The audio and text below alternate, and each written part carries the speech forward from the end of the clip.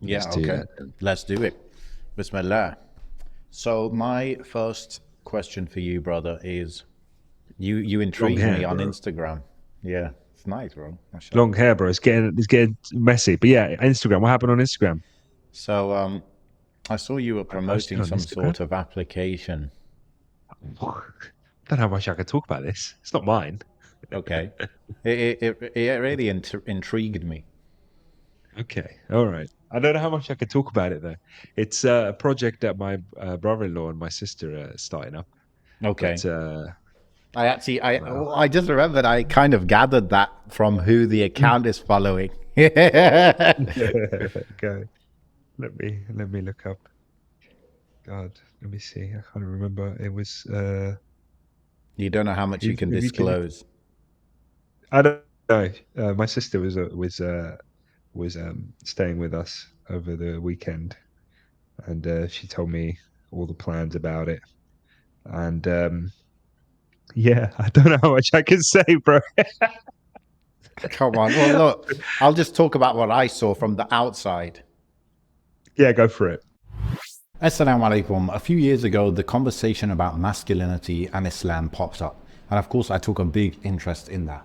And some of you might know that I actually wrote a whole book on Islamic masculinity. I went to the Quran, I went to the Sunnah, I filtered out the red pill, I filtered out the feminism, and I came down to what a good Muslim man looks like. It's a really good book with tons of stories and examples from the Sahaba, from the Prophet ﷺ, from the other prophets of how to be a good Muslim man. It's entertaining, it's not too long, and I'm offering you the free first chapter. If you click the description below, then I will send that over to you. And then if you want to get the full book, you can get the full book. We also have the audio version.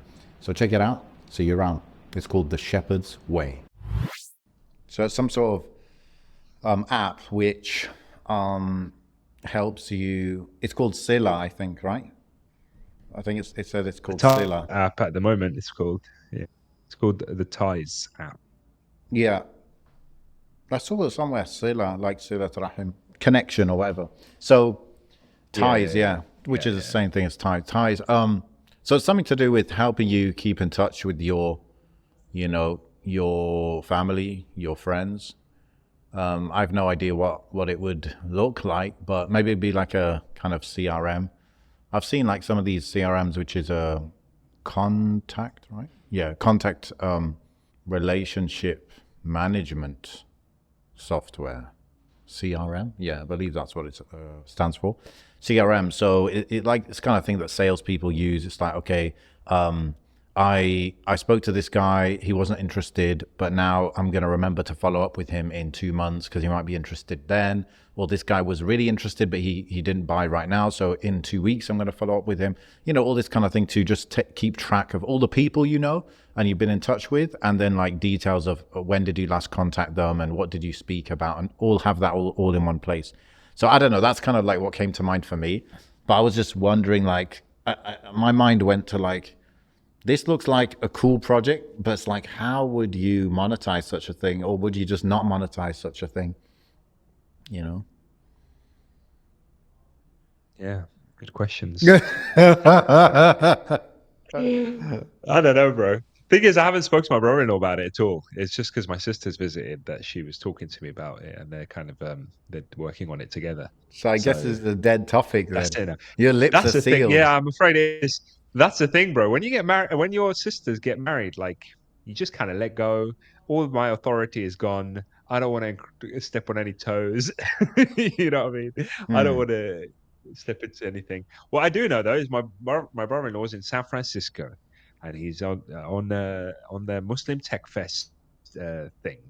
Oh, I There's heard a big about that tech from, fest going on. I don't know if you heard about that. what's his name? Bro, the founder of LaunchGood, Chris, Chris Abdurrahman, yeah. Yes. I saw him tweeting about that and stuff. And I think Peter Gould is there as well. I think that's his name. These guys are all the same clique, bro. Not in a bad way, but they stick very tight, mashallah. Chris and Muhammad Faris from Productive Muslim, Peter Gould. These guys go everywhere together, mashallah. It's a cartel, bro. It's the innovation cartel. It is a bit of a bit of a cartel, yeah. I met these brothers once at there was a some sort of Muslim, what was it? Muslim Innovation Conference, Muslim Business Conference, something like that in Dubai. So I was living in Dubai at the time, so I went to it, and I had kind of previous contact with Chris. So I kind of went there just to meet them. I'm not really fond of conferences, but I was like, okay, since I've got some established, you know, established connection, let me just go there. So I met them, yeah. I met Mohammed Faris. Wow, I should have taken a photo of Mohammed Faris because, like, I was following Productive Muslim from the early days, and yeah, I'm just not. Yeah.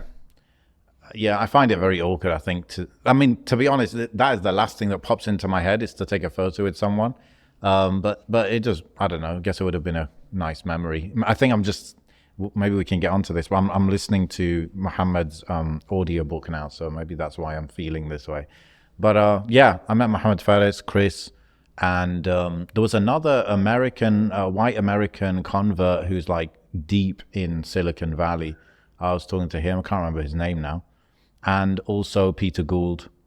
I found it a bit, I guess this is how I am with most people. I didn't connect with them that deep. Like I didn't find too much in common, but you know, it was cool. It was something new. It was interesting. And there was a bit of an after party.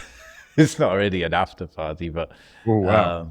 yeah, afterwards, after the conference, we went to some restaurant. I don't know, but it was a bit awkward. I hope I'm not like exposing anything now. I mean, I'm sure these guys feel like it's fine, but it was not fine for me because it was mixed. It was like literally one big table and just men and women just sitting together, and I was like, this is like, who's gonna say it? Who's gonna like question what's going on here? So, but it, you know, that was like enough quote unquote networking for like 5 years for me. I also met, I don't know if you know Nabil Aziz, who lives in Dubai as well. He's like a copywriter and stuff. He's Sri Lankan convert. I met him there as well. So yeah, that was like, yeah, like I said, my networking for a decade. I should probably get to know a lot of these people, but networking in real life is a bit more out of reach for me. I think I'm more of a digital social media guy, I guess. Well, I think what Not that you I do is connect with right. that many people. What you do is you need to get known, not necessarily famous, but you need to be known within a certain network online. So then when you go to these kind of events or conferences, people know you already. They have some sort of idea of who you are. That's probably a good way Yeah. of going about it. But that you have to do the in-person thing, even though like I'm not a big fan of it. But I do think that it's kind of unavoidable doing the in-person thing. There's no way you cannot connect with someone through DMs like you can with a 1-2 hour conversation, Yeah. or you know, there's nothing like Yeah, it. of course. So yeah, but you're not far from Yeah. London, bro. It's very doable if it's worth it to you. You know, if you feel like it's worth it. There have been a few things. Right now I don't feel the big need to do anything like that. Yeah. But I do remember like years ago, when when I launched Pure XI, Mm, that kind of era, that was good times. Good mm, times for doing that kind of stuff. Met a lot of different people. mm-hmm. What was it, like 2014, 10 years ago now? Crazy. Wow. 10 years, baby. It was Hey. it was was it a bit of the Dawa crowd at that time? Yeah, and I guess everyone knows everybody in that kind of, Yeah. arena. And I think you're God, I in don't think I touch with could a lot of those survive guys it. still. Uh, I'm talking about people mm, like Musa, people like Noor, people, you know. Noor messaged me literally just before we did this Hmm. episode, asking me if some he's asking if I do a particular type of work. Musa, I haven't seen him in a few months. But we're a phone call away, whatever. I haven't seen anyone in months and months and months, actually. Okay. But that's just me. But the whole like Dawa scene and Dawa crowd, that's evolved into something like it's too much for me, bro. I wouldn't want to even be close to that. Hmm. Just too many eyes on. It's very big now. Hmm. Before it was a little bit more, I don't know. I have my own views on the whole thing. I think Musa did a podcast interview this week, talking about it and like the evolution of Speaker's Corner and the I just evolution of came across that. the Didn't DAO watch it culture. yet, but Yeah, I just saw came yeah. across that. Yeah. I saw a How little would you clip. feel about like how important is networking in your, kind of vision for your life? I'm asking that because if you were to say live in Tunisia, you'd be in the sticks, regard like in relation to Yeah, those kind of link ups. Would that be a consideration or not even? depends what you. It depends what you're building and what you need. Like, I Exactly. Yeah. don't really see it as a primary thing right now. Like, even in web design, like it depends what you're trying to build. Like, I think if you're simply just, you know, surface level, getting clients, that's it. You don't really need more than that. You can learn a lot online. You don't need people necessarily. Same like a lot of stuff. But if you're trying to build like an agency, or you're trying to get into some sort of, because the people you're networking with are just other designers and other, you're not necessarily, unless you're going to go to like what's the word? Not conference. There's a word for this. Uh, a convention. That's the word I'm thinking for. Mm. If you're like going to like a business convention, for example, and you're trying to sell yourself to clients, that Yeah. makes sense. And I've been to all sorts of That's the conventions and biggest cringe conferences for and me. stuff Yeah. throughout the years. Yeah, but like those are like, if that's the kind of way you want to go about it. Mm. Because cold calling and reaching out online doesn't always, achieve Mm-hmm. goals that you're looking for. God, I get so many emails every day just from people trying to do SEO work for me, or marketing or Shopify optimization or whatever, and Mm. I'm just binning it. And it's my Mm. mistake for putting, like, on, I think on PureXI, the email addresses. I need to go Public. back and sort it out, but it's on one of the pages. Because of Ah, that, it's publicly available, and that means anyone can just scrape scour it. the internet and send Mm. stuff. Um, yeah, I respect the hustle though. I just think if people put a bit more effort into those emails, because I can just tell straight away that you don't Yeah. know what you're talking about. You just copy and paste this, send it. It's probably a bot that's doing it. Um, Yeah. but like we've had it I before, don't haven't we? When even people have delete them, approached bro. I us. actually report a spam. I'm one of Yeah. those types. Yeah. The best cold caller we've ever had? Ah. My brother-in-law, bro. Remember when we reached out? I Ah. just remembered how we first ever spoke to him. Oh, I don't know. I'm sure he won't mind saying, but yeah, he reached out for Mind Heist and provided a few like design tools for Mind Heist, wasn't it? Yeah. Some like banners and stuff that he made. Yeah. I wouldn't And report that as spam. It's only when it's like you said, generic, and it's like, okay, this is not a it's not a personalized email for me. Like 90% of the time, it's not relevant. Like SEO, I never want to do SEO in my life ever. Okay. So, yeah, like you're just wasting my time by cold emailing me something irrelevant to me. So it's spam. That's the mm, definition of spam. So I will report you as spam.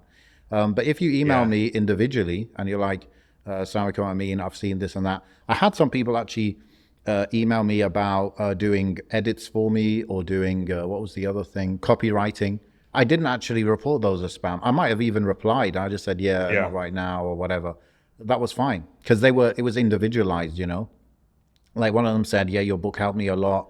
well, yeah, So, jazakallah khair, this and that. And if you ever need copywriting, blah, blah, blah, like that's fine. That's all right. That's cold email as well, isn't it? yeah, But I guess they've warmed it up a bit by making it personalized. And I think that's the way to go. I know some people, there are people whose whole marketing focus is cold email, and they will send out 2, 3, 5,000 emails a day, cold emails with a templatized kind of yeah, script. I think you can kind of customize it automatically with ChatGPT and stuff now, but those guys, like, overall they make money, okay, but the term for it, the fallout is just massive. So you've emailed 1,000 people, you've got 3 clients, and all 997 other people, you've just wasted their time and their focus and their attention. So mm. I don't really like it. I haven't really explored that world too deeply yet. Um, I have to do copywriting, I guess, to some level, and I think it is the barrier of entry isn't that high. If you can communicate relatively well in type. And a lot of us are able to do that. Heck, if you've spent 10 years or whatever I have on Twitter and you can't write a sentence, then it's problematic, right? Chat GPT can obviously make people lazy. I do use it. I do use it like just to fill in gaps for web design stuff. But I only ever use it as a start, not as a finish. Like Yeah. I will just because I don't know if you ever remember writing essays for school and stuff. It's like you spend a good amount of time thinking, how do I start this? And Yeah. then how do I finish Or it? how could I It's just structure to it give or you whatever. ideas. Exactly. It's just to give you ideas. And it's so versatile now. It's crazy. It's crazy, bro, how Yeah. versatile it is. Yeah. Heck, now they've opened up, because when I used to use it, I don't pay for it, so it's all free. But when I used to use it, you couldn't put live websites in. Now you can. You couldn't generate images. Now you can. Yeah. Like I asked it to code, not code. Yeah, I asked it, could it code, and it started doing it. And I was like, whoa, slow down. I don't need it to code, but I just wanted to see. And then I asked it to then turn that code into an image, and it showed me like a website homepage that it made. It looked a bit janky, but I was like, oh, this is going to look great in a few years. Yeah, it's. I think anyone in any workspace, from cooking to cleaning to whatever, needs to get on this and learn it. Honestly, don't let it intimidate you, the AI stuff, because you're going to be left behind. You're going to be competing with people that can just, like, people use it in every industry now. And there are ethical ways of using it and good ways of using it. And there are obviously bad ways of using it. And just be of those people that are ethical, and don't lose yourself. Use it as a tool, not as a replacement for your entire workload. Yeah. And that's it, really. Yeah, I use it a lot, bro. I have it on my phone and I'll just be talking to it. I got it to write a shopping list the other day. I'm like, give me ideas for this kind of food. Okay, here's the ideas. Okay, actually, I want it low carb. Okay, here. Okay, take ideas 1, 2, and 7 and turn it into a shopping list with the amounts to buy. Okay, done. Copy, paste, shopping list, boom. Yeah. Yeah. I did it for a work thing the other day, right? Maybe I cheated a little bit here, but I just didn't have the time, bro. I didn't have the time. It was like these, that I don't know if you ever had to do them at work, but it's like they have these like quizzes that you have to do, these courses and quizzes that you have to do. Okay. It's like a learning platform that a lot of jobs have. The police had loads of them, and it's just an absolute drag. And I just thought, let me test this out. And I had to learn some like invoicing software. Okay. And essentially, I just asked ChatGPT, what do you know about this software? And they're like, oh, well, they start giving me all this info. I was like, oh, sweet. So I took photos of each question. I sent it, and it will show you a screenshot of the software, and it will say, the question is like, to do this and this, what do you press? So I was just like, took a photo of it, shoved it into What's the ChatGPT, and answer, it just gave me the mate? answer. And I was like, yeah. I was like, what's the answer? And it just started spitting the answers out. That's the biggest game changer. More than making images, more than writing code, the biggest game changer is it can read images now. That is a huge unlock. Oh, I thought it was amazing. I thought it was so good. It was bad that obviously I just couldn't be bothered to do the entire thing, which would have taken me hours. But only because I know that I'm about to sit a tutorial session with my with a supervisor at work to just go through it. This was just to be able to access it and get a login. I was like, oh, there you go, job done. Let me do everything else that I need to do. But apparently, I learned something this week, which is, there are different models, right? So you got 4.0, and then 4 mini or 4.0 mini or whatever. So apparently, right? So the way they push it is 4.0 is the best model. 4.0 is like the latest model. It's the most advanced model, but it's not. Is it not? 4 gives you the highest quality output, but 4.0 will give you a good balance between speed and quality output. And what speed translates into is basically they found a way to make it more efficient for them on the processing side, because obviously they're spending money to generate this stuff. So they made 4.0 to be a lot more efficient. But if you want the highest quality output, then the fourth Model 4 is like the best, apparently. This is what I even asked it. I asked it this Right. week. I said, here it says, which model will give higher quality written answers, 4.0 or 4? And it said, Yeah. the GPT-4 model is generally known to provide higher quality written answers compared to GPT-4 Turbo, often referred to as 4.0. So it even snitched on itself. But if you go to that thing where you select which model to use, it calls GPT-4 the legacy model. You see, they're trying to push you away from using it because it's more expensive for them. Nice. Yeah. So we can't talk about the app. I'll talk about this then. I'll talk about this.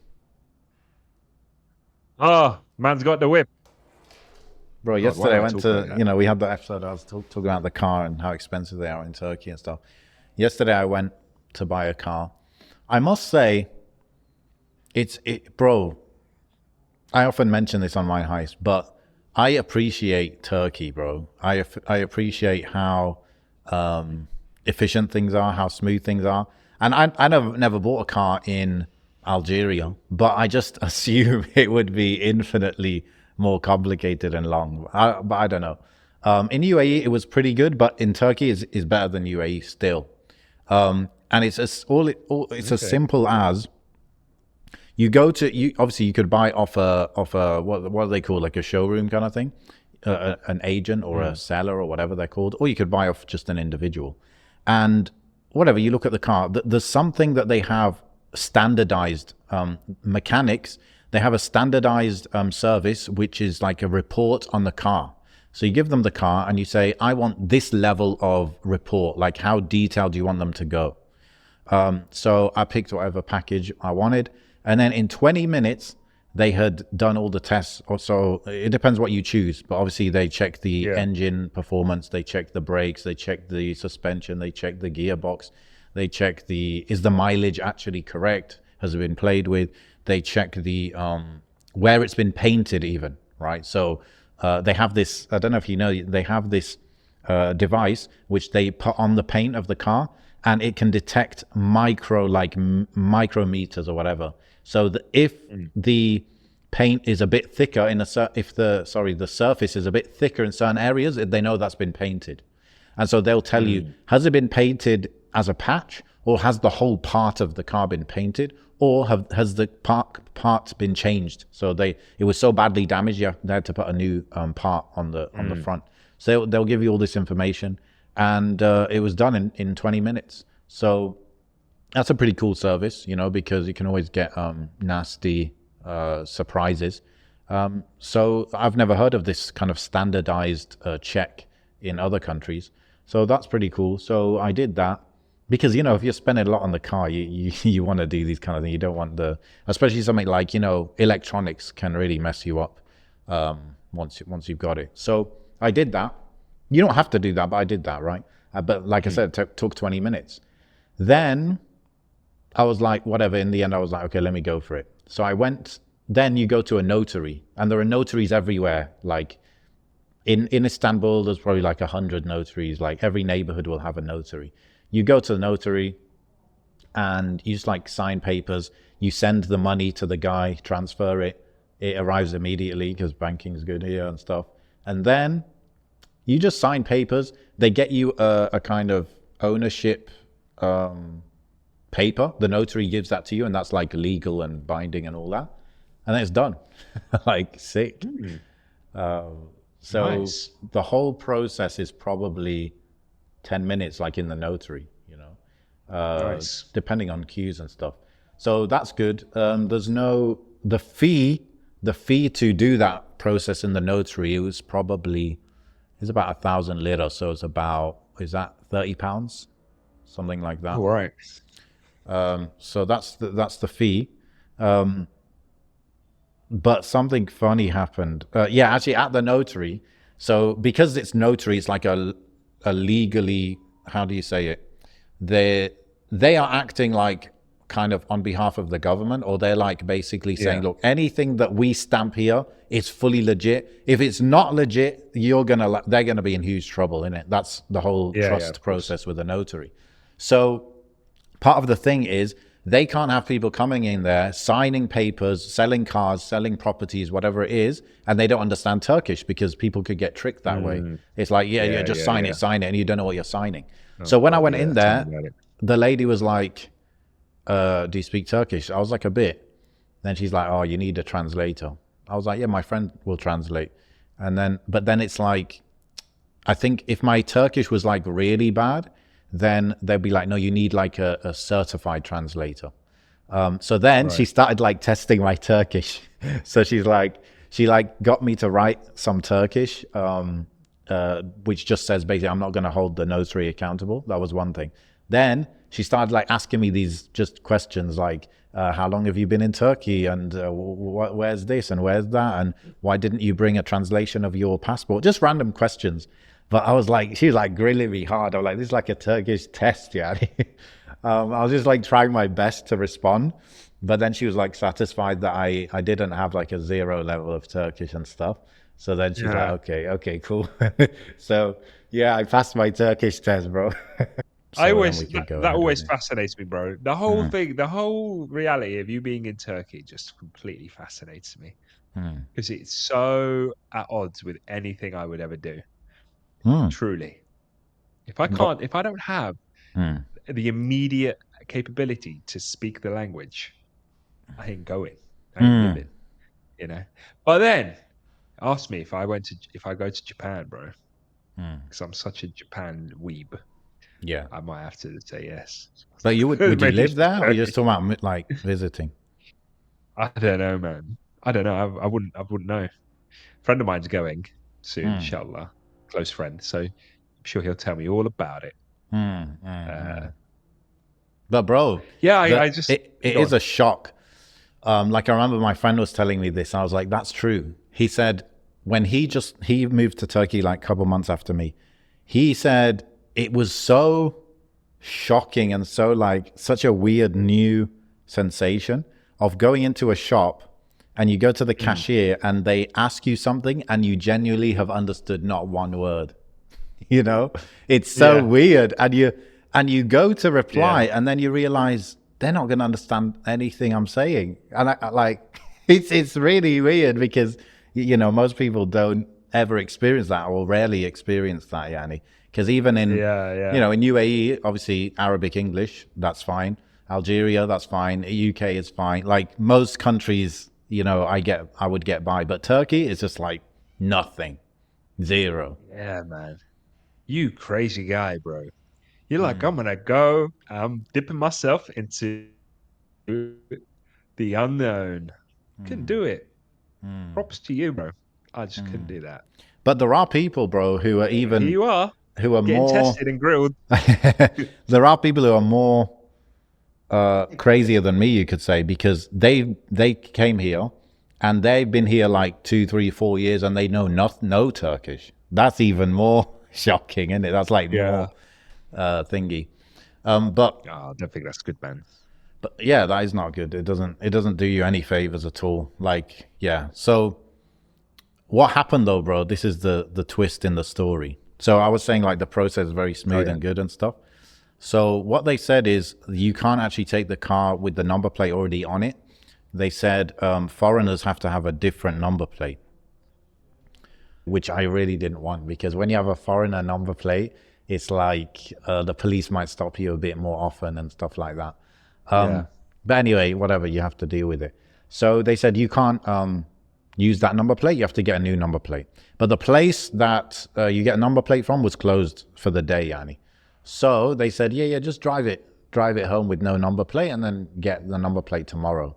And they gave me the paper from the notary that gives you the right to get that number plate. So I was like, okay, I don't know. I was like, I guess that's feasible. I'm like, the police 80% going to stop me because I'm driving no number plate, but then I'll show them the paper. So I drove all the way home. This is Istanbul. It's busy, bro. So it was like 40-minute drive. No police were really around. No one stopped me, nothing. But just when I get near home, literally, bro, 30 seconds from home, the police stopped me with they came in the motorbike, stopped me. So then this was my next Turkish test because now I have to deal with the police in Turkish as well. So, I'm saying, bro. but the guy was, wallah, very, it was actually one of my best interactions with a Turk, like in terms of, you know, basically a lot of the time they're not patient with you if you don't speak fluently. But this guy was like very patient. He was just listening. But I think I know why. Okay, like maybe this is like sort of one, but basically the guy wanted a bribe. Like that's probably why he stopped me. Like he stopped me because I don't have number plate. But then when I show him the paper, I'm guessing, normally they'll be like, okay, cool. But this guy saw, maybe he thinks, oh, he's foreign, he's vulnerable. You know, let me just get a little something out of him. So I showed him the paper. I was actually doing well, bro, with my turkey. I was telling him like, I just bought it an hour ago and I'm going to go tomorrow to get the number plate. And the guy told me that I can do this and all of that. And he's just like, no, you don't have a number plate. You don't have a number plate. I was like, all right. I'm like, well, do what you gotta do. What can I say? But he was like taking his time. He was just like, yeah, let me look at that paper and let me look at that paper. And he was just like really chill. And then he's like, so what do you want to do? Like he's asking me what I want to do. So yeah, I want to leave. Yeah. But obviously he wanted me to offer him something, I think. And he probably thought I wasn't getting what he was talking about. So then he was trying to make it more obvious. He was like, God, I was wearing this watch, Apple Watch. He's like, so what watch is that and stuff? Like literally he's saying these things. And I was just like ignoring it. I'm like, no, I'm not giving him nothing. So then he's like, what do you want to do? What do you want to do? I was like, what can I say? I'm like, yeah, you should just let me park the car right here and tomorrow I'll get a number plate. And he's like, no, I have to take the car away, this and that. So I was like, okay, we'll do what you got to do, innit? So then he did take the car. He said you're going to get a fine. Wow. But I think he didn't give me a fine. Because that's what I'm saying. He knows that he should be easy on me because I just bought the car an hour ago. But he just wanted a little something, a little honey, you know? So that's why he did that. But he thought maybe I would give him something, but I didn't give him anything. So he took the car. But I'm hoping he didn't give me a fine because I didn't get any notification of a fine. So in that case, yeah, it's all good. I got to go get the car today. I got to get the number plate. Then I can pick up the car, pay a little fine for the car, whatever. So yeah, that was, I think again, my Turkish helped me in that incident as well, because he noticed I wasn't completely lost, kind of thing. Yeah. So, yeah. All right, quickly. This is a call for all the ambitious and hungry Muslim men out there. I've got a free full guide on how to crush your dreams and your goals in the next 12 months. Ideally, you should be looking to accomplish 2 to 4 big, chunky goals in the next 12 months. And this guide shows you exactly how to do it top to bottom. You'll be actually shocked how much detail it goes into, and I've not left anything behind. It's completely free. It's for people who maybe they've accomplished some things in life, they're pretty happy, but they realize they're stagnating. They've still got some ambition to do more. They're still hungry to do more, but they're kind of not really getting there, or not getting there quick enough. So check that out. It's completely free, and go and do that and grab that now. The link is in the description. Interesting, isn't it? It reminds me of all the times I got police interaction in Tunisia. But, you know, people say things like, oh, you know, people are very negative and maybe self-loathing a little bit. I'm not saying that bad things don't happen. Of course they bloody do. They always do, don't they?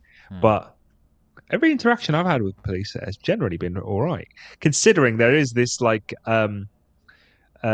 stereotype of like authority being very hard with practicing Muslims in Tunisia specifically. Yeah, I've never really had it too bad. Even last time I went, I had like an hour-long sort of, I don't want to say interview, that's too much, but whatever, chat with police at police station. They were right. You know, I understood why they were doing what they were doing. I think that's the important thing. Like, you have to kind of understand why they're doing what they're doing. Maybe that's my police bias coming through. Is that bad of me? I don't know. I'm just trying to be realistic here. But there's been times I've been let off for stuff that I know I was wrong in. Like I was driving once with my whole family, and I was stuck behind these two lorries, bro, driving me crazy, like making the journey so much longer than it needs to be. And I got down to the bottom of a mountain, finally to a stretch of road. And I guess I must have just not realized that the lines on the road were those that you can't overtake, you know? So I kind of swerved, bro, like swerved past this lorry. And then Mm. as I'm about to come through again, there's a dog, like a stray dog in the road. And I had to Oh. swerve again past this stray dog and then just like line up. And as I do that, and obviously I didn't see it because there's a lorry, there's a police checkpoint right in front. Yeah. I was like, oh, damn. So damn it. So they pull me over. And then he goes, pulls the window down. I was like, hello. Well, obviously, I was speaking Tunisian. I don't really mess about. And then he goes, "Raka, عملت خطية," you know. And I was like, oh. And then I Mm. look back at the line. I'm like, oh, I get it. And then I said, oh, ما في باليش. Yeah, like I didn't know. And then he goes, oh, just be careful next time. Mm. And I'm like, oh, okay. And he just lets me off.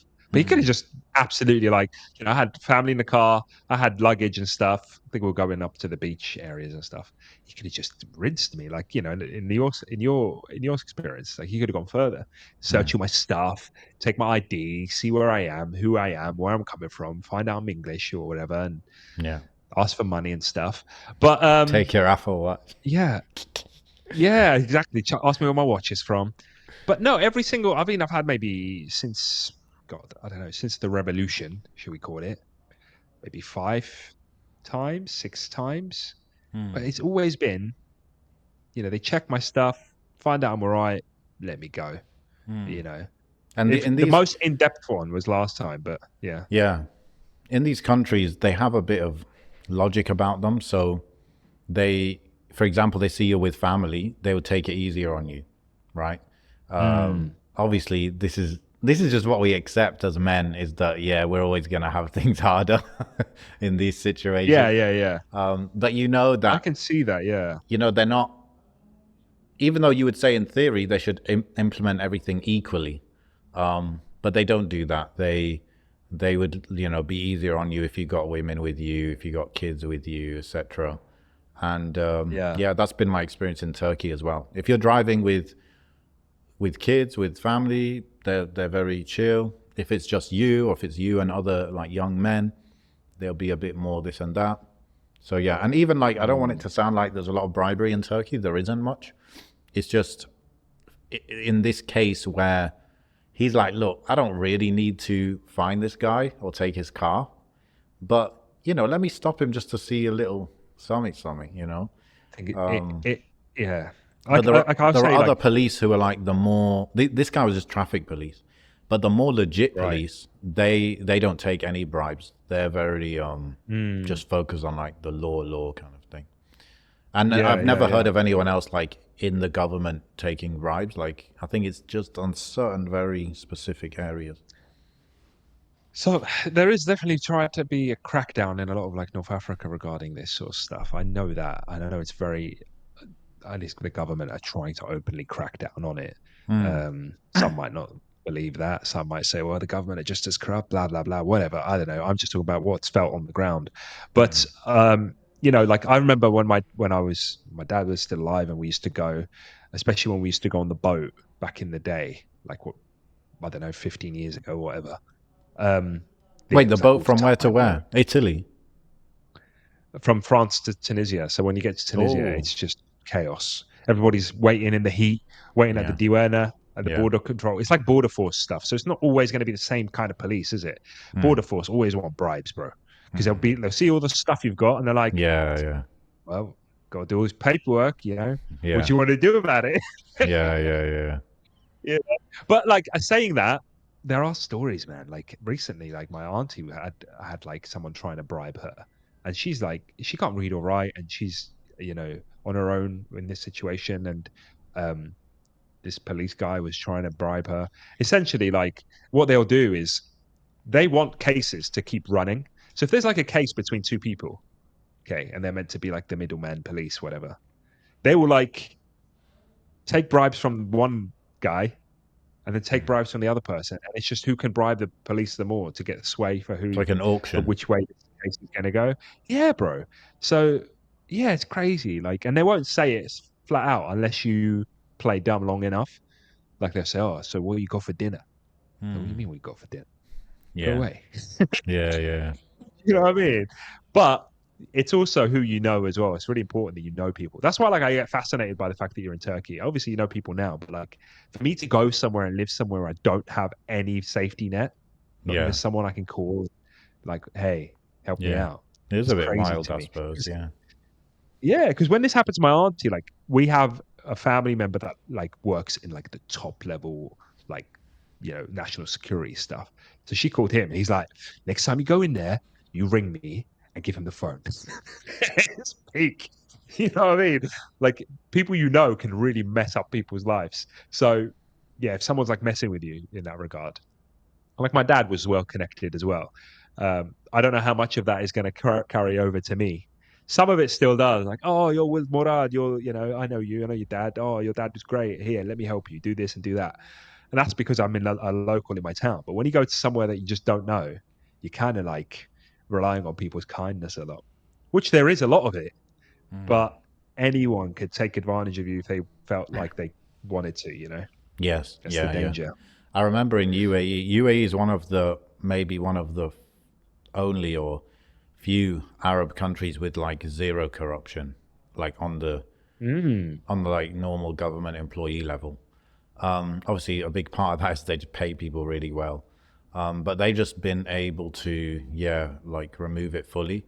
There is always a tribal element though. So, you know, for example, Really? if you had an incident, an issue with someone from a certain tribe, and the policeman is also from that tribe, or like that tribe is a powerful tribe, he probably would feel there's nothing I can do. I have to side with this guy, you know?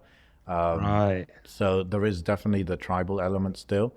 But yeah, generally, in terms of people working in government, you're going to the desk, you're going through the border, there is zero corruption, zero bribery. Yeah. I remember there was, I mean, I'm sure they kind of pushed this out to send a message, but apparently one day, Mohammed bin Rashid, the top guy of Dubai, he walked into a random government office and there was like no one there. So it was like 10 a.m. and people still hadn't come in for work, and he just fired all of them. He said all these got to go. But you would imagine like that kind of could very well happen in many offices in UAE. Like people are just like chill. What, they just stroll into work at 11:30, and then at 12:30 they take a lunch break. Like that, I've seen that. Even I've seen that in banks, like which are private things. Yeah. But you know, he wanted to, I guess, send that message or something. So yeah, in Dubai they have a bit of a, it's different, bro. They have this standard they want to meet, like professionalism and this and that. Even once I was stopped in Dubai airport at customs, I think they must have asked me just to scan my stuff, and then they saw something in it, so then they opened it. But the way the guy acted, bro, he's like, he put gloves on. Okay, he put his gloves on. He opened the suitcase and he unpacked it in such a methodical way, he like, so it doesn't get messed up, until he found what he's looking for, which was like, I think it was 1 or 2 kilos of silver. Oh wow. So he's like, did you declare this? And I was like, oh no. I was like, I didn't know. I didn't know. I'm like, it's not worth that much, Annie. He's like, oh right. He's like, go to this guy. So then I went to the guy, and then he said this, you have to declare it. I was pretending I don't know Arabic at all. Like that's usually the best way to act. So Ameen's a jewelry smuggler, bro. whenever, like, you got to know what is a good place to be from, depending on where you are. So in UAE, you should always be British if you can be British, which means you have to speak English and like don't speak any Arabic, otherwise they'll know. So yeah, I was just speaking fully English, and then I go to the other guy. He's like, you know, I have to charge you tax on this, right? I was like, really? And he's like, yeah, really? I should charge you tax. And then I was like, Okay, I didn't know that, and it's not worth much. I was like, it's worth like it's like £1,000, like 5,000 dirham, something like that. And then he's like, are you gonna sell it? And I was like, no, no, I'm not. I don't have it to sell it. That's not why I've got it. I'm just gonna keep it. And then he's like, what's it for then? I said, just to keep it on me, and in case I might, need it or sell it at some point to, etc. Inflation, blah blah blah. So then promise you won't sell it. I was like, I promise I won't sell it. He's like, khalas, yeah, let go. It's such a funny interaction. So then I go back to the original guy, and then I don't think he packed the suitcase back for me, but because he had unpacked it in such a methodical way, it was easy to repack it. Yeah. But I was actually mostly worried about, because I had like a microphone and I had a few of these kind of things. So that was what I was thinking. Oh, well, they're gonna start asking me questions about that. But I guess his job is just customs. It's just related to, importing stuff and taxes and stuff. So yeah, they're pretty professional, but especially in Dubai, more so than other Emirates in the UAE. Yeah. There's a lot of there, isn't there? I mean, some people look at the global south and say, "Oh, it's all bending rules and stuff," and not realizing that policing all over the world has got its issues. Like, look at England, bro. It's riddled with all sorts of stuff. It's just different, You wouldn't I never saw any like bribery being out like happening front line. Like that was just unheard of. Yeah. Not say it doesn't happen. I'm sure it probably does happen, but like I've never seen it. I couldn't even imagine how you would do it. But actually, no, I could imagine how you do it. But no one, even culturally, it's not there for you to Yeah. expect it. Like I've had people offer me money before when I was working in the police. I was like, "Wait, no, go away." But That's it's an not because offense, like they were isn't it? trying to get out of something, huh?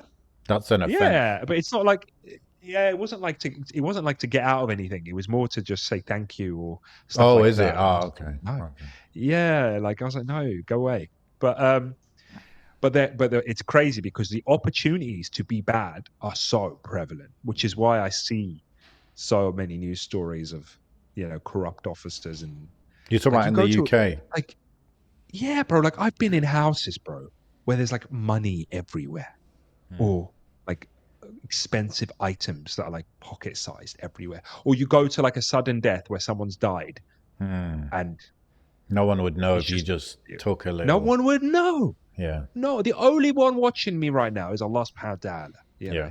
So it's like I remember going into the guy's house and he died, and obviously it's like a suspicious death, not suspicious death, a sudden death. So you kind of have to just make sure, rule out there's any foul play or whatever, which 9 times out of 10 it's just a sudden death.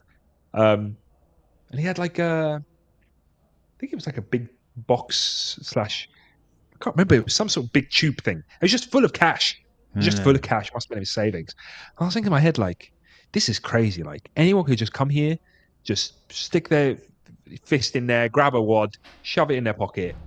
That'll be the Yeah. end of it. No one will ever know, Yeah. you know? Um, but obviously, people do get to find out. People do know. There was a guy that I know that used to work at the front desk. Imagine this, bro. He worked he works as a police officer for years, bro.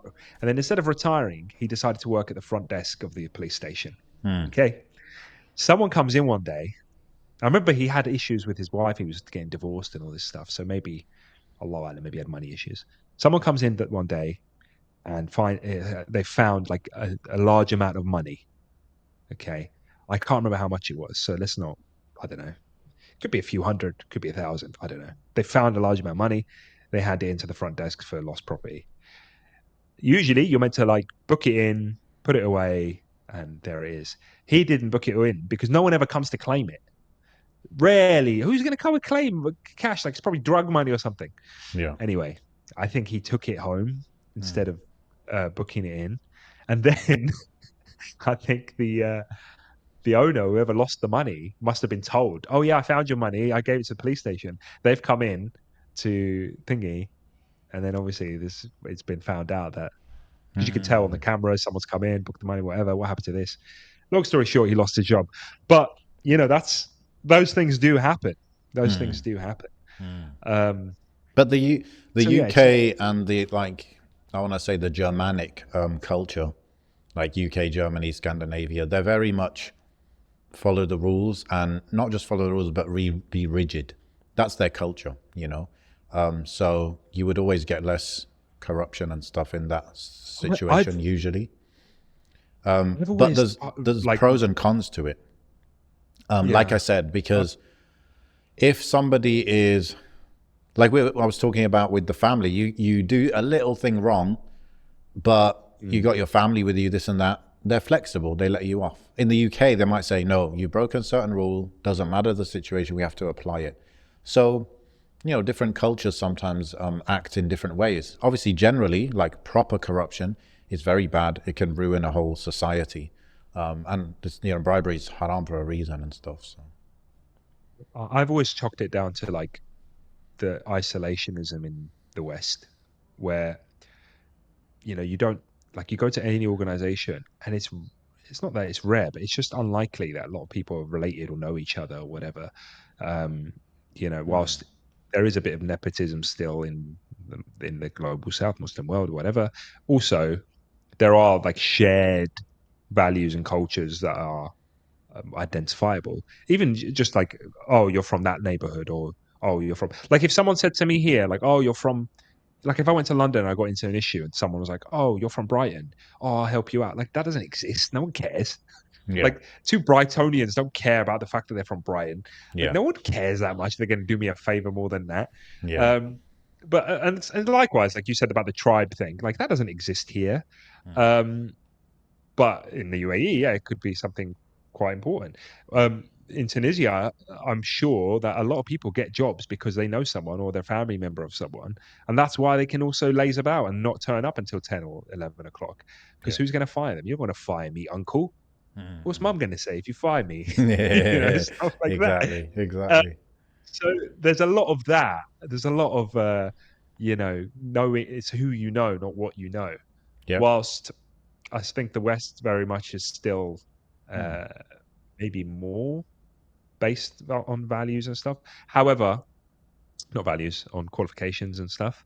Um, however, that doesn't mean it doesn't exist. And favoritism definitely does exist, and especially when people have been working together for a long time, that stuff can always crop Yeah. up. But I think overall, it's going to be less than the places we're from, which is why I said, going back to what I said, going and moving somewhere without knowing anyone is so peak.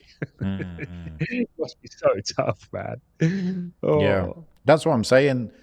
That's why I guess I keep repeating how good things generally are in Turkey, because if someone like me with no Turkish or very little Turkish, when I first came, obviously zero Turkish, if I can navigate living here, it means mm, the processes are good, right?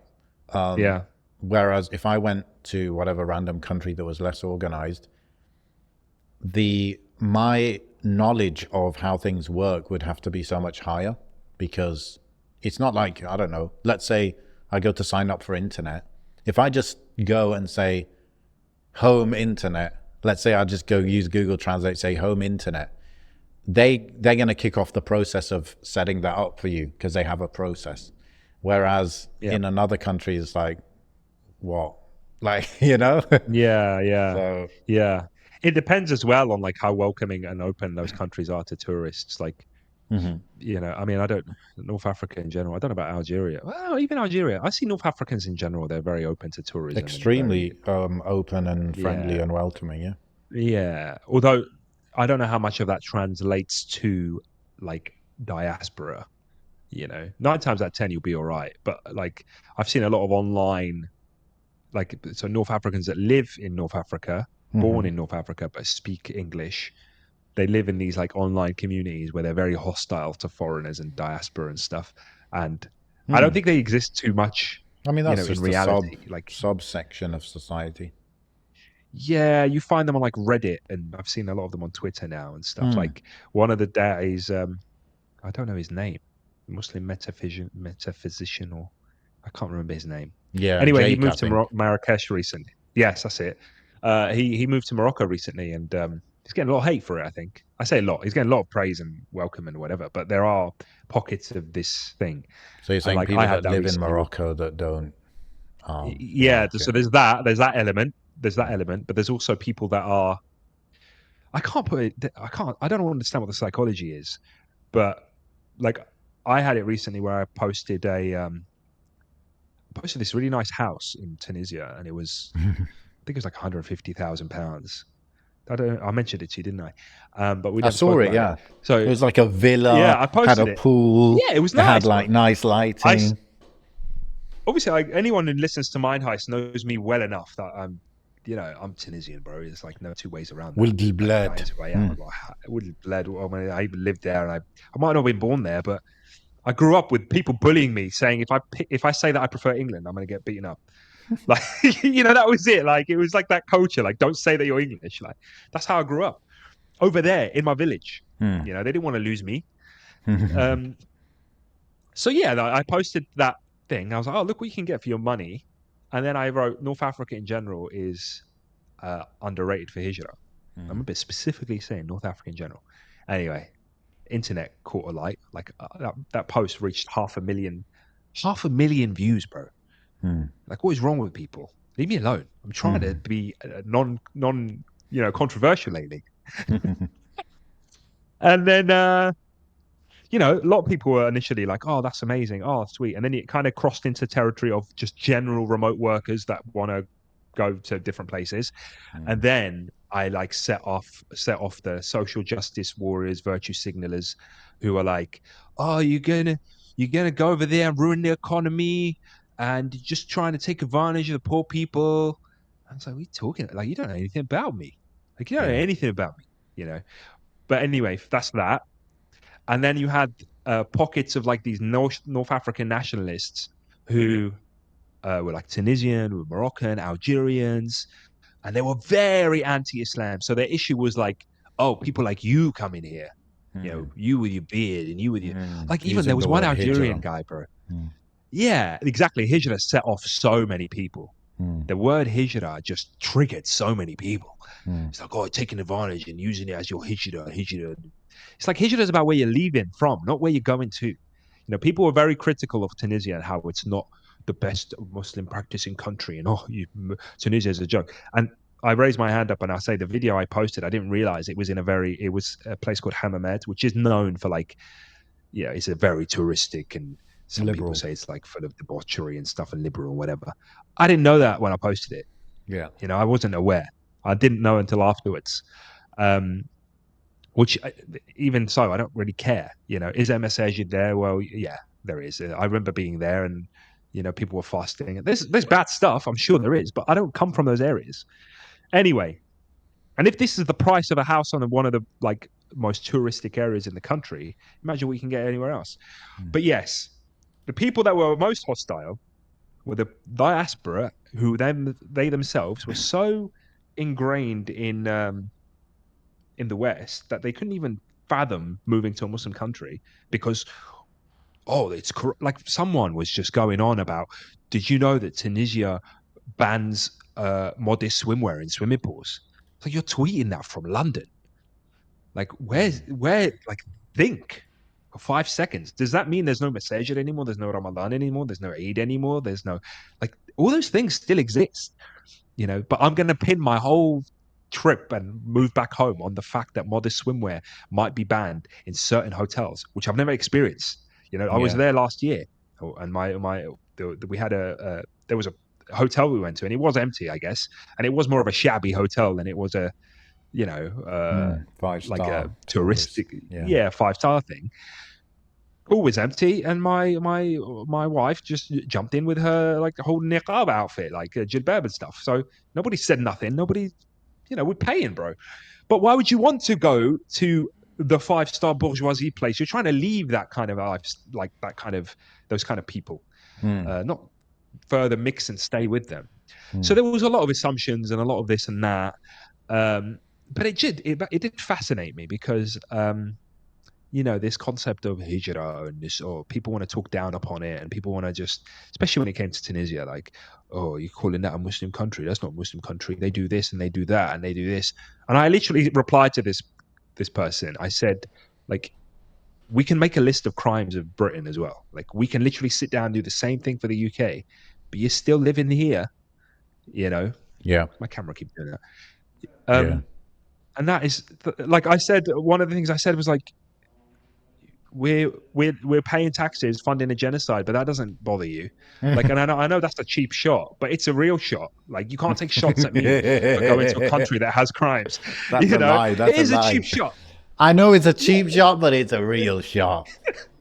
But it is like you take cheap shots at like any Muslim country. Like, you could say the same about Algeria now. You could say, oh, we're going to go back to Zaire where their government just did this and that and is a dictator. Tabboune just got re-elected 94%. I know. Like, one of the Algerian guys, I didn't say, he was like, some random Algerian guy was like, oh, Algeria is a secular country. We wouldn't want people like you anyway. And I was just like, keep lying to yourself, mate. Keep lying, bro. It doesn't matter what the country or the government says about itself. It doesn't change the facts on the ground. Yeah. It does not change the facts on the ground. Yeah. Like, people are people. Communities are communities. If I, as an individual, find a particular community in whatever country in the world, bro, better for my deen or better for my religion, better for my children, or whatever, than XYZ country, then that's my hijrah. There's nothing to do with you. And this notion of like, going over and taking advantage, like these virtual signalers, bro, these absolute virtue signalers who are just like, you're going over and taking advantage, using your pounds to exploit people. Bro, if I stopped and every other tourist stopped, their economy would crumble because it's based on tourism. What do you expect? The issue, if you were a real economist, bro, the issue that you should have is people going to Tunisia and taking the money out. It's actually illegal to do that in Tunisia, but to go there and to take stuff out, or to go there and to earn dinar and spend it in England, which you can't really do anyway because the power isn't there. But the opposite is true. Like, you're going there, building things and employing people. Like the building that we built there, subhanAllah, we've rented it out to people who employ people. Before, we used to actually run it ourselves. We had a cafe, we'd run it, we'd employ locals, etc., etc. That's helping people, bro. Like, that cafe wouldn't exist if we didn't build it. Those jobs wouldn't exist if we didn't generate it. That's money that we're taking from the West and we're pouring it back in. And the governments are free to put in their own laws and legislations regarding foreigners purchasing houses, foreigners living there. Like you in Turkey, for example, you live there on a visa system, and the visa rules are there for a reason. You're bringing some sort of benefit that the government foresees, and that is what it is. And if you have issues with that, then take it up with your governments. Because as long as you're doing it legally with the rules that are outset, you shouldn't have a problem with anyone using those rules. I realized there was another subsection. Sorry to carry on. There was another small subsection of people that were actually just flat out racists, right? So someone started a rumor in this whole thing. I'd muted it at some point, that I was basically trying to get Asians to come to Tunisia or North Africa in general. And they were like, we don't want Asians, we don't want UK Muslims, we don't want Asians coming over. Then someone said that I was Bangladeshi, and like started telling people I was actually Bangladeshi trying to go to North Africa. I've got no issues with Bangladesh, but like, why making stuff up? Like, you know what I mean? Wow. And that whole thing was like, probably it was a Mossad bot. Their whole thing was like, oh, you're bringing all these quote unquote brown people or Asians, or whatever the words they used, to come and invade North Africa. I was like, you are so fragile. Yesterday, Tunisia announced that they are now opening direct flights between Pakistan and Tunisia to increase tourism from each other's countries. Okay, so the government is encouraging this kind of stuff, and you're having to go with the people that not that I was even advertising it to anyone specifically. I just made a statement, bro. Yeah. But it just showed you like the crazy amounts of like insecurity and racism. And I swear to God, bro, the other day I watched a video on YouTube of this. I think she's a British girl, English, like, blue eyes, blonde hair. I don't know. She's moved to Tunisia. She's just doing a little vlog of what she does every day. And I was like, I bet you these nationalists, they would not mind, just sitting in a cafe with this girl and saying, oh, well, welcome to Tunisia, come and have a coffee with me. But if I come with my family and that, you're going to have an issue. Hmm. You know, even though I'm actually woodly bled. And some people were saying that. Some people were commenting saying, oh, he's woodly bled, like he's Tunisian. And the others were replying like, we don't care. We don't want them. Hmm. You know what I mean? So I just found that fascinating. I've never experienced that in person. In Yeah. fact, I've had the opposite, or people like telling me, why aren't you living here? You know, especially since my dad died. It's like, why aren't you here yet? You know, or when are you going to move back? Or you don't lose yourself in the Europe, and make sure you come back, and blah, blah, blah. And they love it when people come back. They, as far as I've seen, they love it when people come back. But these are people that are within the communities that they come from. They're not just gated away. They mix with communities. Like a lot of the people that live in France and live in Europe that are in my village, when they come, bro, they're like wearing sandals and they're walking around and chilling in the same cafes and sitting with the same people and helping people out if they need help. If someone's in a financial difficulty, they'll sort them out and they'll support them and whatever. And yes, you'll get a lot of people coming to you asking you for favors, but there's a lot of favors that you can actually fulfill. So it's a two-way street, and because of that, you can actually really help people out. So it's all down to the individual and how exploitative they want to be. I mean, we could talk exploitation forever, but like, think of all the minerals that are on our smartphones that you're tweeting at me from. Like, where they come from. Like, you can just keep going. You can keep going. Why stop at me, bro? Keep going. You know, let's talk about all exploitation. Maybe I'm having a rant, bro. Stop me right now. Stop me. Yeah, I don't know. People just getting emotional, bro. I'm not sure. I guess there's, you know, what they say is one thing, and what they're holding in their heart is sometimes different. Like you said, they might be saying, like, some of them are being straight up. They're like, we don't want your type, right? Like, Yeah, I don't mind we that. want Be that way. Tunisians, but if you're like practicing Tunisian, no, we don't want you, or Yeah. etc. So some of them are being straight up. Some of them are just like, you know, for example, there was the crowd that were saying, that's Hijra. Like, no, that's not Hijra. It's too fancy to be Hijra. So it doesn't comply with their definition of Hijra, and therefore they're like, I don't know what it is. Could you say it's like kind of almost like jealousy? It's like, oh, you think you're gonna just get the comfortable dunya, and you think you can get the edge of Hijra at the same time. No, I'm not getting that, so you're not allowed to get that, right? It could be a bit of that going on. That is that. It is that. Obviously, like, Hijra by definition is a sacrifice, right? Usually, like, that's what it is. You're giving up something, where you live, what you're used to, you know, maybe where your family is or your income source is, and you're giving it up for the sake of Allah to go to somewhere else where dunya wise it might not be as good, but it's better for your akhirah, and it's to please Allah. So yeah, that is often the case. However, that's not, how do I say it? That's not the definition of Hijrah, right? So you could move from, I don't know, Manchester to Dubai. Your standard of living could increase, but also your closeness to Allah could increase at the same time, you know?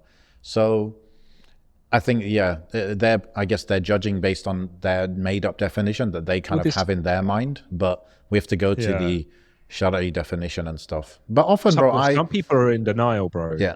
Some are in denial that you even should be aspiring to leave the UK. Like, and that's up to you, but don't knock anyone else who wants to leave for religious reasons. That's often the problem, that's what bro. it is. When it's like, just because you don't agree or you don't want to do it or it's not right for you, it doesn't mean, you know, you can bash others.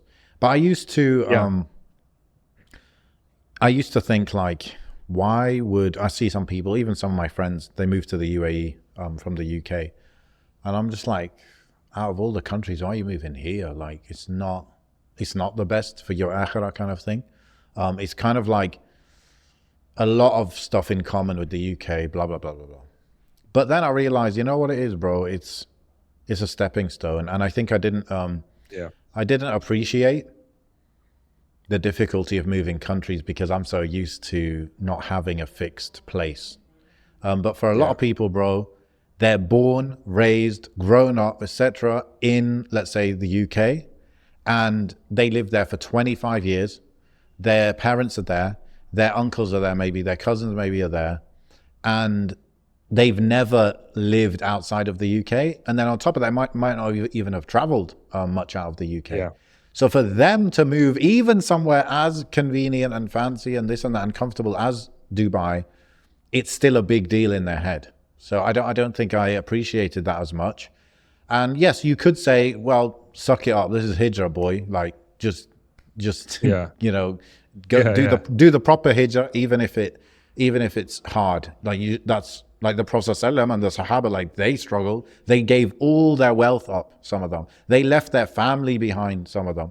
So, Yeah. etc., bro.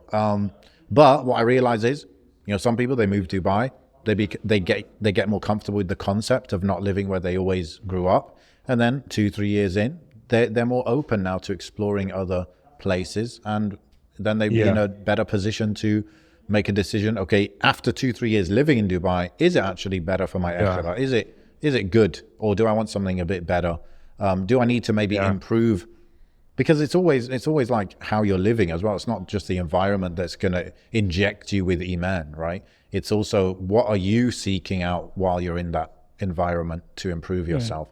So you might find after 2 years living in Dubai, well, damn, it's only a little bit better than the UK for my iman. So then you could go down two paths. You could say, oh, I'm going back to UK. You could say that. Or you could say, well, I need to make more effort in getting the best for my akhirah while I'm here. So all this comes down to, like your approach and your mindset to it and stuff. But I appreciate it. It's definitely can be difficult. Yeah, it's that outsider mentality. They don't want anyone who's like not gonna blend in, I guess, and that's kind of just the nature of the world at the moment, being very xenophobic from that angle. I mean, I shouldn't. I know I said North Africa in general is underappreciated for Hijra, but what I really meant was just for North Africans themselves. Like, Yeah, I thought I that don't because really I don't see. even know if you could get residency in Tunisia as a foreigner. Can you? No, I'm of not course. sure. I think you can, but there's a process. But like, I just don't see it logically making much sense Yeah, for sure. people to kind of be worried about citizenship. Like, that's why like Dubai and UAE doesn't make sense to me long term, because like if you're not building somewhere, then what are you doing? Like I know a lot of people build something and they can pass that thing along, but like I've still got that very like my dad's mentality of like building something solid, like building a real, house or estate or whatever, land, Yeah. and passing that across generations. Because like where we live now, like that goes back like generations, bro. You know, but it but right now the buck kind of ends with me. Yeah, yeah, I yeah. need to sort it out. Like if I don't, who else is It there? I could haven't got any end with you, brothers or yeah, anything. potentially, yeah. It could. So like there's that pressure and there's that understanding. There was a random discussion I had the other day about Saudi Arabia. Like, oh, imagine if I moved to Saudi Arabia, and I was thinking, doesn't make sense. Someone was talking to me about like potentially moving to Saudi Arabia, like in the future or something. Just a thought Yeah. experiment. And I was like, yeah, it's pretty cool. Doesn't make sense to me though. As much as like on paper, it's the dream to just be in, a stone's throw away Mecca and Medina. I couldn't make it make sense in my head because all I can think of is just this empty house that's becoming a squatter's residence that's being left Yeah. alone. Yeah. Everybody's situation is different, but like you and Zaire, bro, like I'd say, even if you're not doing it now, maybe you already are, and I don't know, but just anyone who's Algerian or North African, like build something back home, like start something back home, build it, rent it, leave it. You always want like that something that's going on. I remember my aunties in Morocco like talk about building, like they're from Dubai, so they got that UAE thing, but Yeah. they've built stuff in Morocco, and they've got stuff going on in Morocco. And I remember my auntie wanted to build an orphanage and stuff at one point, and it's like that kind of back home. Like the reason we don't go to North Africa is because it isn't built up like the UAE or Dubai or whatever. But we can do that. We could build it up. We could build up our areas, and we could build things there, and we could start projects there. And I think we've got a duty to do that to our people. Wallahu alam. Project You know, Algeria coming it's soon, bro. I funny know that you it. say that because my dad had this issue. My dad bought land, okay.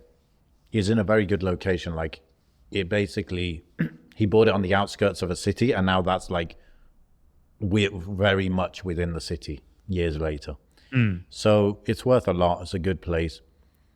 But then he was like talking about, okay, what do I do with it now? Like he kind of wanted to sell it.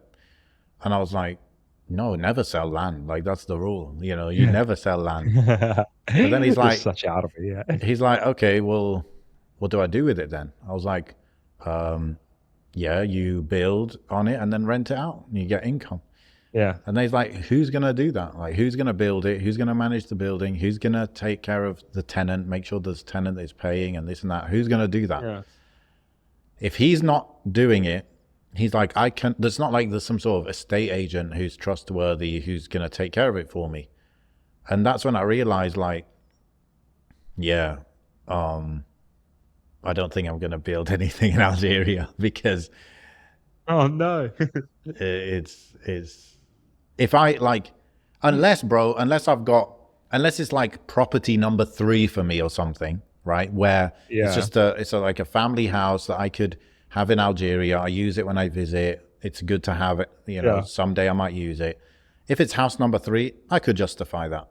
But if it's like the first house I'm going to buy and it's going to either sit empty or what am I going to do? Like, how am I going to rent that out? Like, I don't have anyone I can rely on to. Have you not got family that can just look for people that want rent and then sort out the rest yourself? Not Like reliably, my bro. tenants, I'm not saying my family are bad, but reliably, Yeah. no, I can't find anyone who would do that. I don't know, man. Like I've got tenants that we've got it split at the moment. So some pay cash and some pay directly into bank accounts. And like I've got access to my bank account from here. I've got them on WhatsApp. I could talk to them when there's issues. They kind of just get on with it, a lot of them. Yes, I've got like one in court at the moment because he's not leaving and I want him to leave. And I'm Yeah. giving him so much time. There's stuff like that. And that's why I have to go back and forth all the time. So Yeah. I get that. But like you're more flexible than I am, I'd assume.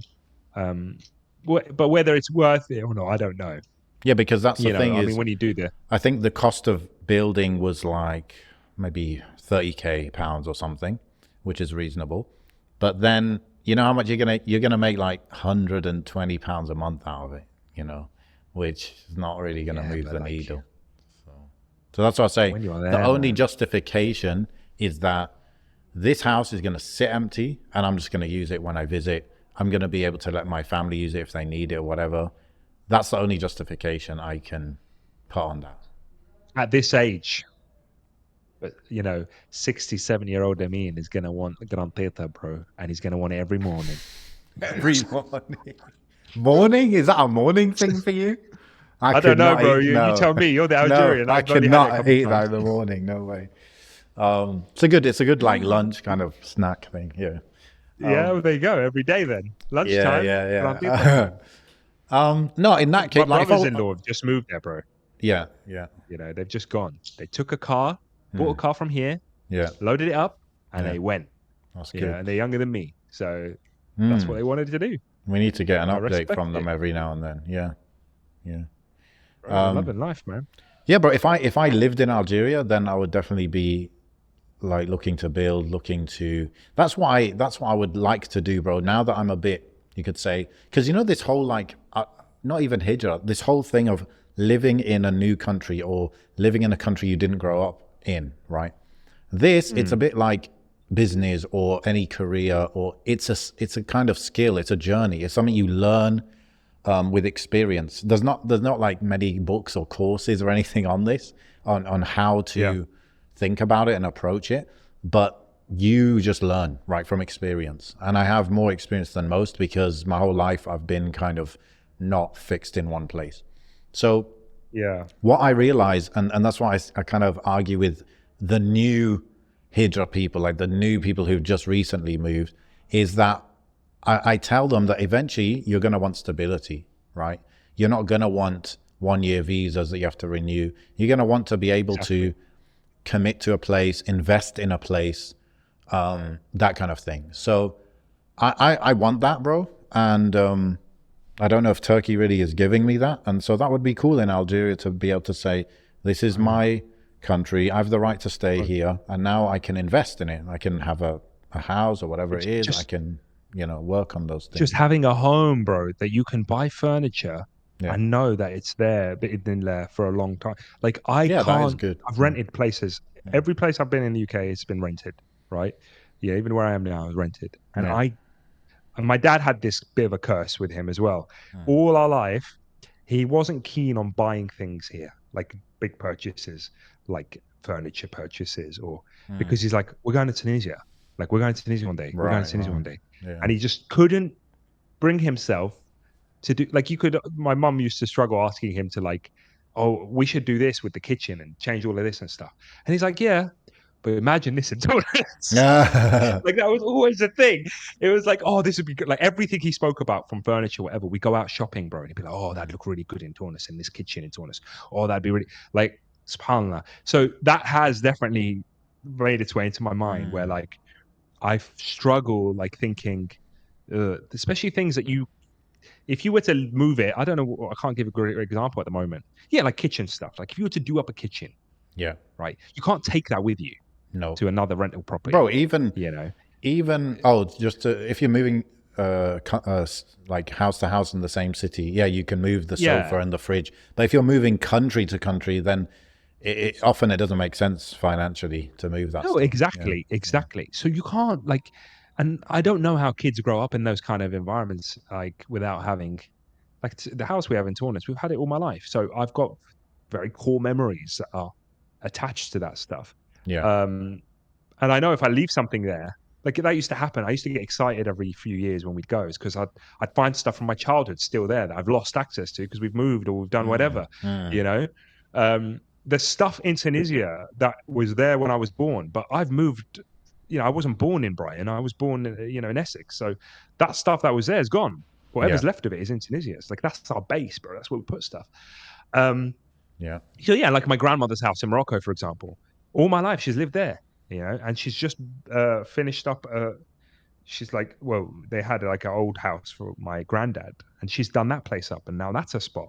So, you know, that house, the main house in Laraish in Morocco, that's been there all my life, and that's a base for everyone to go to, and that's where Yeah. we go, and that's where she lives, and Yeah. like not having a base when you're older, because when you're older, bro, your kids are going to be old. They're going to be jet setting, doing whatever business, whatever it is, going around the world, Yeah. inshallah, and very successful. But where do they come to visit mum and dad? Like, where is it that they go? Where are you going to be? Oh, I fly to them Where are you business going to be? class, brother. Yeah, but you're not going to be that guy when you're older, bro. You're going to want to chill. You're going to slow down, My man. dad kind You're of, to going to be fair, watch my the dad's grass been grow. doing that. My dad's been moving a lot. Oh, okay, fair play. Maybe you're just different breed. I just No, can't but wait to I know just what you stop. want. I know what you mean. Sorry. No, I know what you mean. Yeah, it's like, obviously, it depends on the age, but probably once you hit 70, 75, you just don't want to move. Some people at an earlier age, some people at 40, they don't really want to travel much anymore. So, yeah, Yeah. definitely. I fully agree with you, bro. It's just that I've seen the other side as well, where somebody I know, he had a big house, like a villa kind of big house in Algeria. It's empty. It's sitting there empty year upon year upon year. Why did he buy it? He bought it thinking what you're talking about. Oh, it's going to be the Yeah. home. It's going to be where my kids can go and my kids can use it. My sons can live in it. My this, my that. Empty. Year upon year upon year. It's used a few weeks a year when they visit, and that's it. So what do? He sold it. You can't justify it. Yeah. So Yeah. I've seen that side as well. But we'll see, bro. Yeah, maybe inshallah when I get to house number 3, then I will It- do such a thing. I don't know, man. It's just I don't see Ameen being 70 in Turkey, bro. I just can't see it. Unless you're like, Bro, by then, a lot would have changed on this side of the world. Well, that's just written in the prophecy, brother. yeah, well, they're gonna give you a visa. They're gonna give you a residency. You're gonna be going to the meeting every few years and saying, "Please, Bro, I'll I be can still asking. touch I time." might be asking the jail for a visa about that Whoa, time. whoa! On that bombshell, it's time to end the What? show. How is that a bombshell? End times, brother. I guess so. That's why I'm getting out of here, bro. What side I of the fence do you want to be on when it either all I'm hits the gonna be fan? asking the jail for a visa, Isa, Mehdi. I don't know who I'm gonna be asking for a visa. Bro, subhanallah, he's saying some wild things right now. He's saying some wild things. Allah, Allah, Allah understand. Yeah, Allah help us, brother. But yeah, I think mean, what you're talking about is a more advanced way of thinking about this whole migration thing. And maybe it's because you're married with kids. Maybe that's why you've kind of had a family for a while, and that's the kind of thinking that naturally comes with that. it was drilled into me from my father, bro. Yeah. Like my whole life was, we're going to Tunis, we're moving to Tunis one day, Hmm. and like everything I did, but even studies, like he wanted me to be a doctor. Why did he want me to be a doctor? I mean, why Yeah. did he want me Why? to be a doctor? Why? Because he used to say to me that if you're a doctor, you can open up Hmm. a GP practice in Tunis in one of our buildings, and you can work from there. Like Hmm. everything was Tunis. It wasn't like be a doctor to work in the NHS or be a GP in England. It Yeah. was always A lot of North Tunis. African So parents in that's the my UK, life. they speak like that. Definitely. Yeah, Definitely. it's that influence, bro. And part of it is That influence. it's that their mindset is different. Their mindset was back home is better. Like we're just here temporarily, just make some money or whatever it is. But I think a lot of the Asians, they didn't have that so much, and also Pakistan is so far away as well. But North Africa's a drive Mhm. away. It's like a couple days drive away or whatever. So yeah, Yeah, cool. yeah. Let's wrap it up, bro. Um, have a good day, everyone. Assalamu alaikum wa rahmatullah. Have a great day. Have a great day. Been playing with magnets.